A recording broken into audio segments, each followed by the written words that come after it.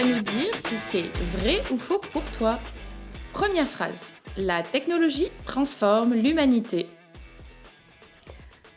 Faux. Moi, je pense que c'est l'humanité qui transforme la technologie. Donc, c'est nous qui est à la base. La technologie vient chercher les données humaines de toute façon. Donc, c'est à nous de lui donner sa transformation, sa vision, sa façon de faire. Les jeux, c'est pour apprendre ou enseigner, mais pas pour évaluer. Faux aussi. Je crois qu'il peut y avoir des évaluations qui pourraient être plus ludiques et plus intéressantes. Ça dépend de ce qu'on conçoit comme évaluation. Quand on cherche qu'une note, oui, on pourrait penser ça. Mais l'évaluation de l'observation pendant un jeu peut tout à fait être une piste d'évaluation intéressante. Alexandra, c'est la réponse à tes questions. Faux. Je n'apporte pas de réponse, j'apporte des questions et les personnes trouvent les réponses qui leur plaisent par la suite. Donc, je vais les amener à réfléchir, à trouver leurs propres réponses parce que ce que je veux, c'est que les gens soient autonomes par la suite. C'est pas moi qui ai la vérité du tout. Donc, texte à trous, tu vas compléter cette phrase. Les chemins de l'apprentissage sont parfois... Oh! Celle-là, c'est difficile. Sont parfois surprenants parce qu'on pense à l'apprentissage en termes de formation plus structurée, mais de l'apprentissage, c'est partout. C'est dans des rencontres, c'est dans des discussions, c'est dans de l'observation à l'extérieur. Quand on va prendre une marche, c'est partout, donc ça peut être surprenant où on peut apprendre.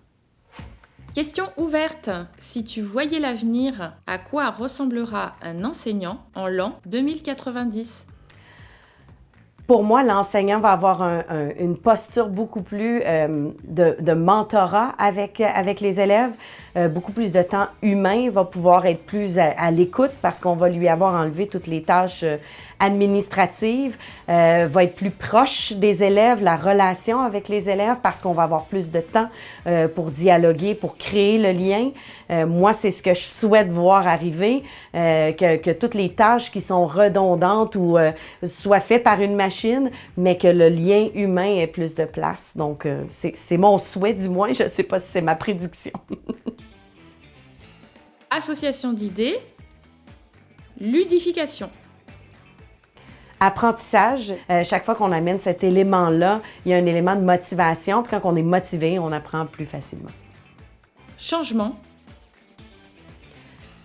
Réalité, j'aimerais dire. Je pense que c'est un auteur américain qui disait la seule certitude qu'on a, c'est la mort et les taxes.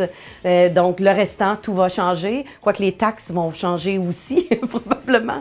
Mais c'est la réalité, on n'a pas le choix. Le changement est au quotidien. Il faut s'y adapter, on n'a pas le choix. Inclusion. Inclusion. J'aurais le goût de dire réalité aussi, mais je cherche le bon terme, mais ça devrait juste être la réalité. Ça devrait être quelque chose qui est déjà là, qui est commun, et moi, je crois que le numérique va amener l'inclusion. Donc, la dernière, question fermée. Laquelle de ces 3 citations sur la créativité est la plus vraie à tes yeux ? La créativité consiste à voir ce que les autres voient et à penser ce que personne n'a jamais pensé. Ou la créativité et le génie ne peuvent s'épanouir que dans un milieu qui respecte l'individualité et célèbre la diversité. Ou les 2 secrets d'un succès, la qualité et la créativité. J'aime bien celle du milieu qui parle beaucoup de l'environnement dans lequel on est parce que je pense que on développe ça de plus en plus. On le voit en entreprise qu'on laisse plus de place aux idées créatives. Du moins, je le souhaite. On est plus dans la réflexion. On entend beaucoup parler de design thinking. On laisse de la place aux idées. Qu'on soit plus comme ça à l'école, qu'on soit plus comme ça en entreprise, qu'on laisse la place aux idées, aux individus de s'exprimer. On ne sait jamais quand c'est eux qui vont avoir l'idée qui va tout changer dans l'entreprise, plutôt que de se faire imposer une façon de faire par un groupe ou une personne.